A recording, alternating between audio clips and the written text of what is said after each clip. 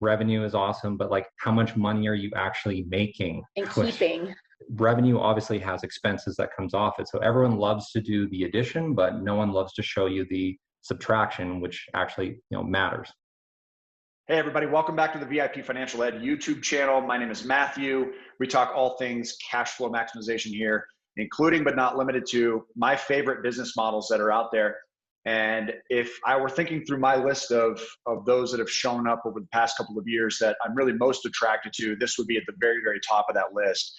So make sure you stick around for the entire video, because I'm going to give this over to Michael and Katrina for today so that they can get directly into their QuickBooks and show you the specific numbers, which I know you guys have been asking for. So without further ado, welcome back to the channel, you two. Always great to see you.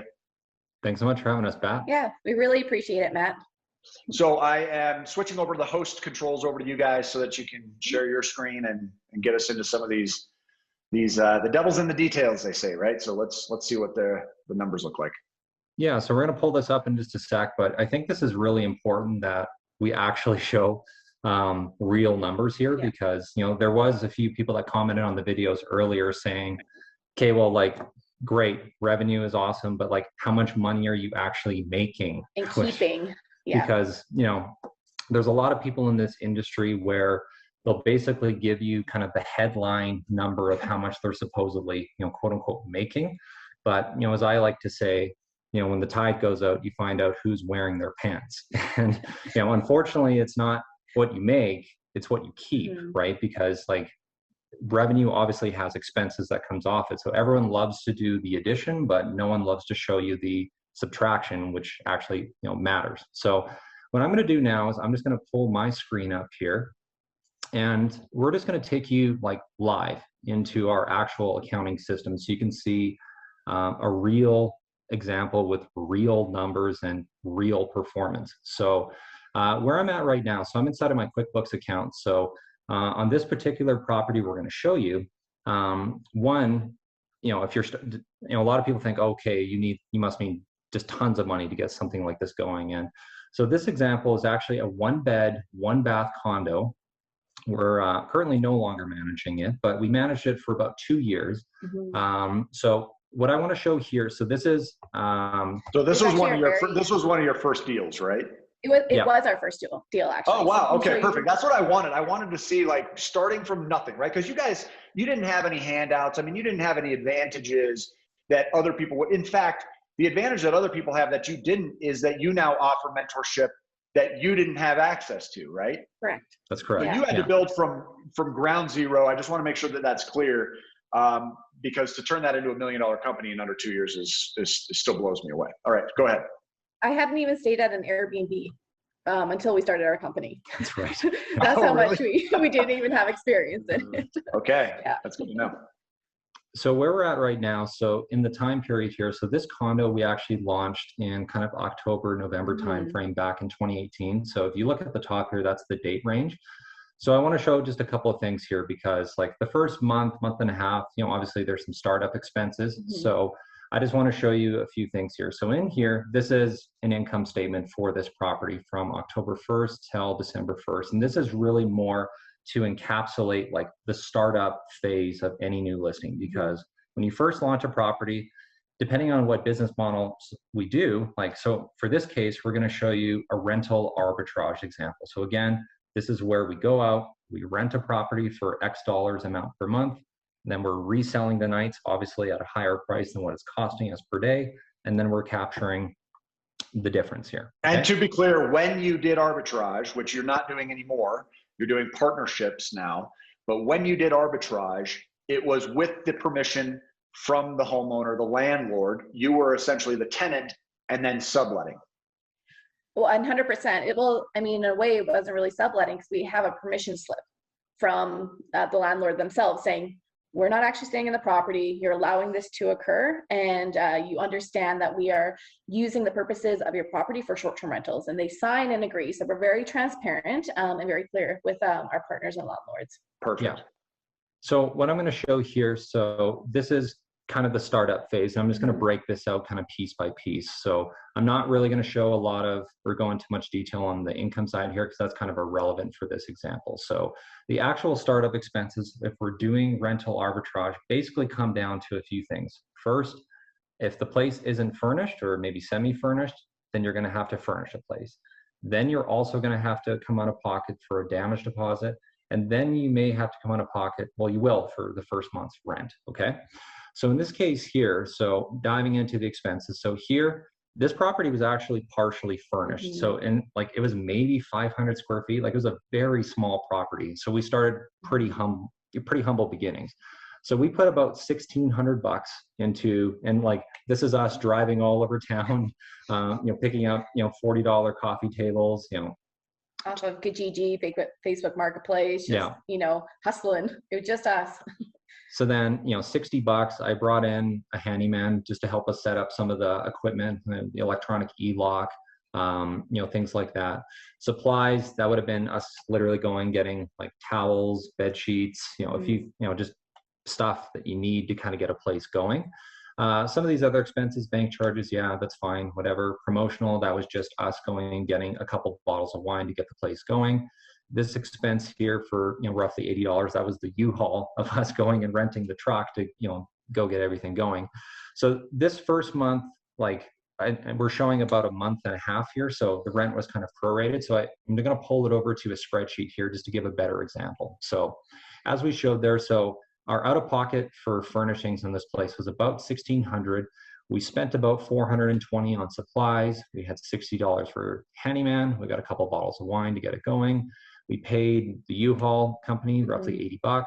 So first month's rent on this place was $1,050. So again, one bed, one bath, not overly expensive. Then we had the damage deposit as well. So our total investment in this property was out of pocket initially was just shy of $4,300. So you don't need a huge amount of money to get this going. So that's, let's just be clear on that. Key number one. So the other thing I want to show for this particular example, so I'm going to jump over to this spreadsheet. Well, that's part of our QuickBooks now. So this is showing the total performance of this property from the time we had it under management to the time we no longer. So at the January 1st this year, what ended up happening was the owner actually wanted to take this property back because the economy is not super great where we are, and her husband was out of work, and they were in a place where they wanted to actually literally self-manage and try to earn more income. And we said, absolutely no problem at all. It's obviously your property, so you're free to do with it as you wish. So, and was that at the end of your lease, or they tried to break your lease early? No. So we just carried out until the end of the lease that we had with them, and then they just took it back over again, and which was totally fine. So now what I want to show, so again, in the first example, so October 1st, 2018, okay? So again, from the time we started to the time we finished, this property ended up bringing in almost $64,000 in bookings, okay? Now again, there's a lot of people in our industry that'll stop there and say, all right. We made 64,000. And that's, they're, again, everyone loves to do the addition, but no one does the subtraction. So let's show you kind of the full picture here, okay? So obviously revenue, great, awesome, but okay, so, well, the Airbnb is going to be taking, their 3% fee off, booking.com, a few of these other sites we advertise on, they charge commissions. We had, just shy of 27 grand in rent. We had some, occasionally you have to send a handyman there to fix stuff up, something breaks, something needs fixing, whatever. Okay, so gross profit after everything was about 24 grand. Now you have other expenses. So, we had internet in there. Again, here's our initial investments, of just some other furnishings and stuff we had to buy. Okay, so if we go all the way down to the bottom, so after that was all said and done, so all expenses, so maids were paid, utilities were paid, rent was paid, Walmart got paid, whatever, after everything was taken out, and as soon as we finished managing, we kept more than 15 grand essentially, right? So if we jump back here, so because we got the property back, the owner actually gave us back 100% of that damage deposit. So I just made a calculation here. So basically the total investment, if you actually deduct the damage deposit, was really only $3,200 because we got that cash back. So if you look at how much we put in here versus how much we got out, our total ROI on this deal was more than 300% in just, about 2 years and a few months. So again, that's just a rental Solid. arbitrage, 100%. One bed, one bath, very small. Yeah, I mean, you cannot complain about these ROIs compared to cash on cash for long-term rentals. You guys are blowing it out of the water. Oh, we don't own it, right? So we just controlled the property for 2 years and we were able to make $15,000. Right. You don't have the same risk exposure with that first mortgage lingering over your heads as well. Yep. Now, what would happen in this case if, worst case scenario, a worldwide pandemic hits and all of a sudden short-term rentals are shut down? This is in spite of that happening, right? Correct. Yeah. So again, a lot of people will, and there was other people in our industry too, like they would show all this money that, again, they're supposedly making, but a lot of people, they actually they gave units back and actually downsized during the pandemic. So during the time that, we've operated our business, I mean, a huge thing for us is integrity. I know we've talked about that before, but we've never missed a rent payment. We've even a partnership payment. We've always come through on that. Any of our subcontractors or maids, they're our team, they're our business. We've always had the payments with them. Even this year, we gave our maid staff a bonus and our handyman as well. Yeah. And that for us, we understand it was a tough year for everything, especially our maid staff having to, have higher protocols. We just appreciated that so much. So it's crucial for us to make sure that everyone's being treated fairly and understanding that it was a really bad year, but our business still did extremely well during. And what do you attribute your ability to sort of overcome the difficulties within your own business? Obviously, I would say simplistically, it just boils down to fiscal responsibility, right? I mean, you guys just were prepared to weather storms when they came up. Was that what you how you survived it? Because we talked to Sean Rocky too, right? He's a friend of ours. He runs a very successful channel, Airbnb Automated, on YouTube as well. Does a lot of arbitrage work. He did the same thing. He didn't fire anybody, right? Everybody got paid as agreed. And when you get these comments from time to time on videos talking about, these speculative situations and people who are allowing fear to sort of determine that they're never, ever going to end up going into business for themselves, I would imagine you guys could kind of safely approach someone like that and explain, listen, as long as you're managing this responsibly and treating it like a real business, you should be able to overcome, given that this is the worst any of us have ever seen, at least in our lifetimes.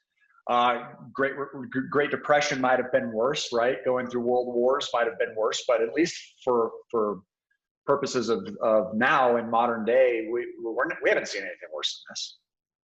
Yeah. So, at the end of the day, and you brought up the example of Sean, we have tremendous respect for him. He's done just a huge service to, the short-term rental community. And, what he teaches is very valid. And, we think it's, there's a lot of merit to it. Obviously, from our standpoint, we're pretty agnostic to deal structure, whether it be arbitrage versus partnerships. And we'll get into a partnership example here from a number standpoint in just a moment.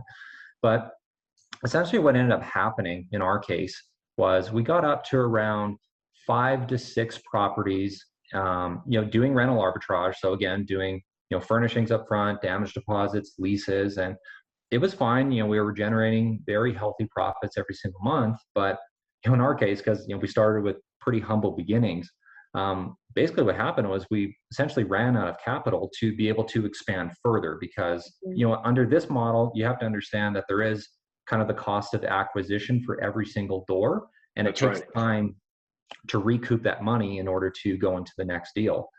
Yeah. So you kind of mentioned, what's been, the biggest change in our business. Yeah. The game changer was partnerships because, as low as this is to get in with that barrier to entry, you have to still know you still have overhead, right? With your lease agreements and have that monthly overhead. For us, we just eliminated that. We eliminated the factor that you had to pay for furnishings, that you had to pay for damage deposits, and that you had to have a monthly lease agreement. We had a management meeting again. We said, hey, how do we, really start growing this without using our own money? Because we had a discussion with our accountant and he's like, you guys have a lot of dead cash. A lot of, these are tied up in your equity in your business. So that's really where we started to expand, and definitely we're able to utilize partnerships. Yeah. So essentially what happened was we got up to around 5 to 6 doors, and then we're just like it was good. Like, again, money was coming in, like we're not complaining, but what happened was we're just like, well, it seems to be that leases, damage deposits, and furnishings are kind of the 3 biggest inhibitors to help us to expand further. So what if we just stop doing that altogether? And like, I'm not exaggerating, like we had this conversation. So then we thought, it was like, okay, well, maybe we could just not do that and just start partnering with the owner directly. And then, if they want to work with us, we just say, okay, that's great and wonderful. However, these are the terms. And if you're willing to, invest in the furnishings to get the place going, well, then we could actually partner together, and, we'll split the income and expenses of whatever we make. But under that structure, Mr. Homeowner, you actually have a lot more income potential to be made on your property than what you're currently asking for in rent. So if that's attractive to you, then, let's have a conversation about that. Yeah. It's brilliant. And I'm sure you guys are leading this space on this idea. Real quickly, before we jump to the numbers on the partnership, because I can't wait to see that.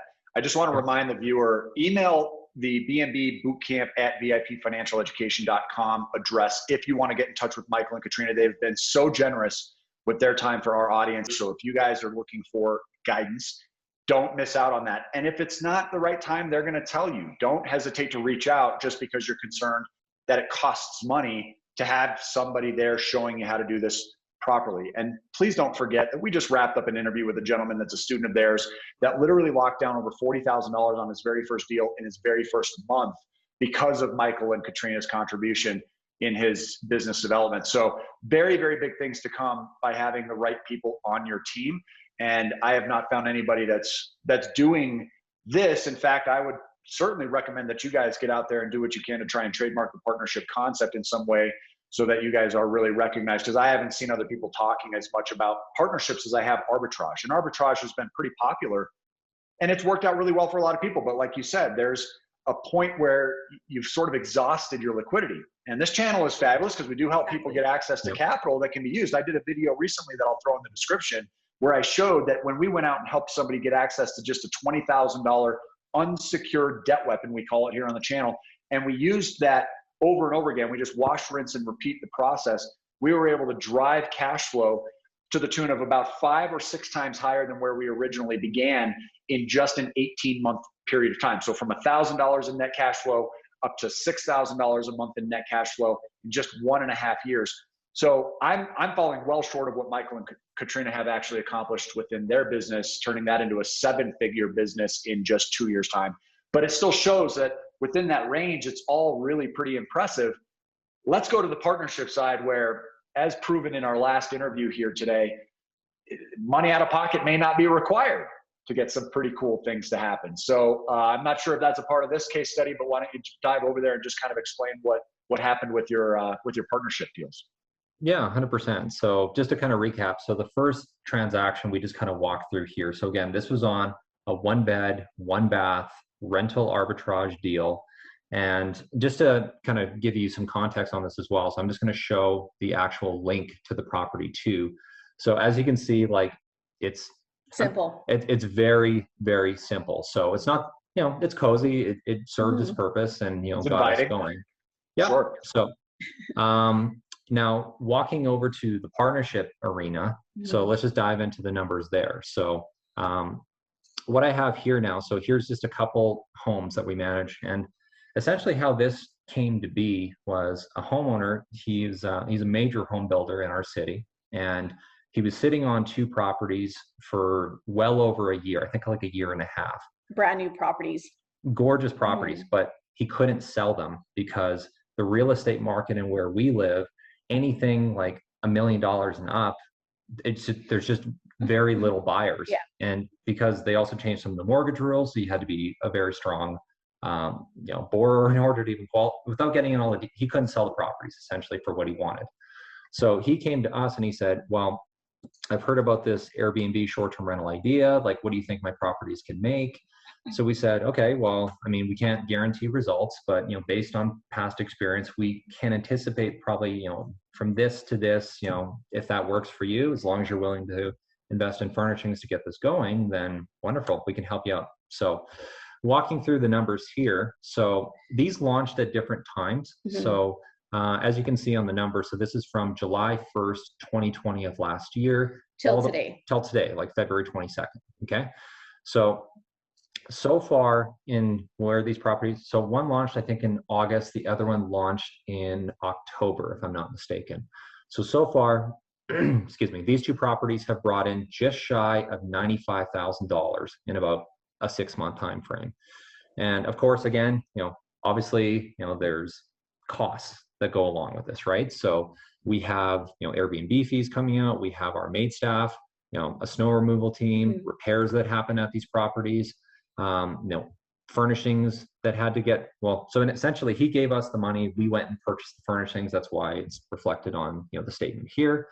So again, you're going to have internet, software, some supplies, all that stuff. So after all that's said and done, we have kept more than $33,000 in profit, bottom line, after all the expenses were taken out. And that's in about a 6-month time frame from when we began. Yeah, and keep in mind, we didn't have to put a single penny into this. So we were profitable from day one on both properties. And so the landlord in this case, actually, I think altogether, he put about $50,000 in furnishings for both properties. Yeah. To get them up to snuff. And we can show maybe some pictures of it here. This is from July 1st, right? July 1st, 2020. So coming up on March 1st. So it's actually getting close to 8 months. 8 months. 8 months. So at 8 months of 33.6, so you're obviously, you know, over $4,000 a month in actual cold hard profit on these. Well, and one of them didn't start till October as well. Yeah. Oh, okay. Okay. Gotcha. So but I mean, still, it's absolutely fantastic. I mean, there are people listening right now that could replace their jobs, the income that they're earning from a W-2 position, by just this example alone. And this doesn't even demonstrate what you guys have accomplished by compounding this up with a portfolio of these types of properties and with nothing out of pocket, right? So if somebody only hired you with an $8,000 commitment, they already would have 4X'd their money just by having you in their corner showing them exactly how to replicate this. So we just want to give some context on this as well. So again, like here was the example, 1 bed, 1 bath, like again, humble beginnings, you know, starting with very little in the way of resources.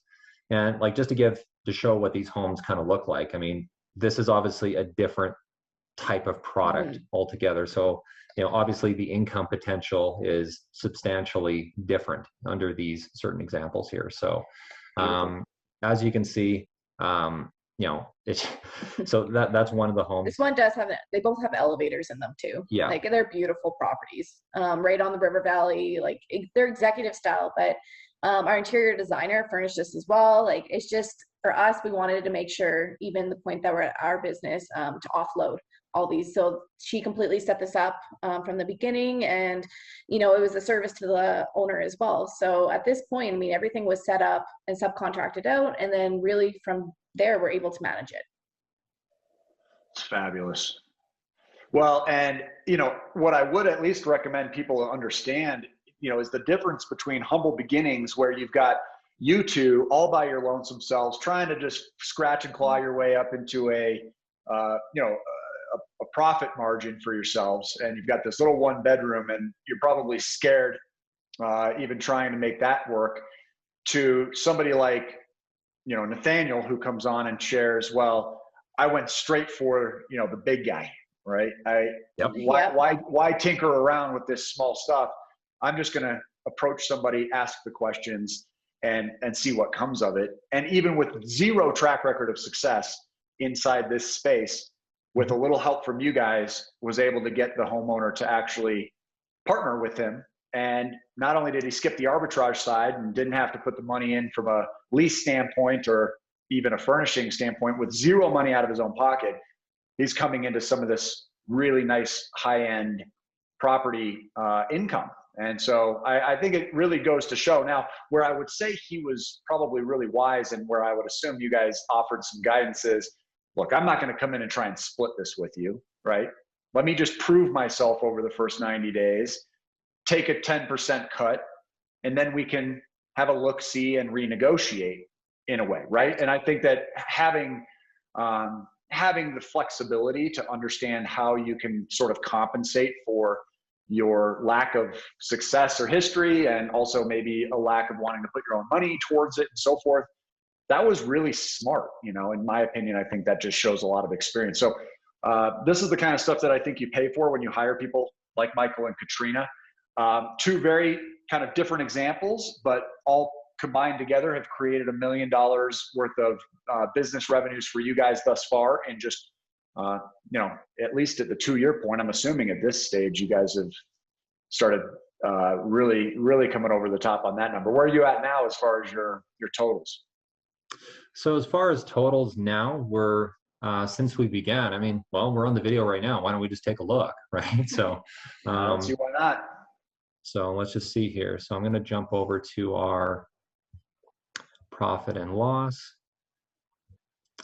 and I'm going to jump this back a bit, because really it was October when we started. So total income since we've began, about 1.35 million since we started. Incredible. So happy for you guys. It's always a total treat when I can, you know, lock you down for one of these interviews, you know, and it's getting harder and harder since you're spending more and more time at the beach. But I do appreciate your willingness to join me, you know, when I'm not at the beach. And we, you know, I think we make a great partnership ourselves. So for those of you guys that are listening, check the description. I'm going to put the links to the playlist of our other interviews with Michael and Katrina, so you can see just what they've done and what others who are working with them are accomplishing. I've said it before, I'll say it again. I'm going to continue to keep saying it. And that's, if I lost everything tomorrow, this is what I would be doing. And expect this to be part of my game plan moving forward as well. In the meantime, guys, email bnbbootcamp@vipfinancialeducation.com and make sure you reach out for that introduction call. This is just one where they try to determine, hey, are you guys actually a good fit? If you're not, they'll be the first to tell you. And there have been a number of people that have come off of this channel that either they or we or collectively we've decided this is not going to be something you should pursue at this particular time. Mm-hmm. They are completely transparent about that. It's of zero incentive to them to work with somebody who's not going to actually put results on the board. So make sure you email, put conversation in the subject line. Don't forget to put your first name, last name, and contact phone number in that email body as well, please. And until we see you on the next video, of course, you guys make it a great day as usual. And we'll see you guys back here for another one soon, right? 100%. Yes, it's an honor, Matt. Thank you so much. We really appreciate the time. We always appreciate you guys too. Thank you so much. Thank you.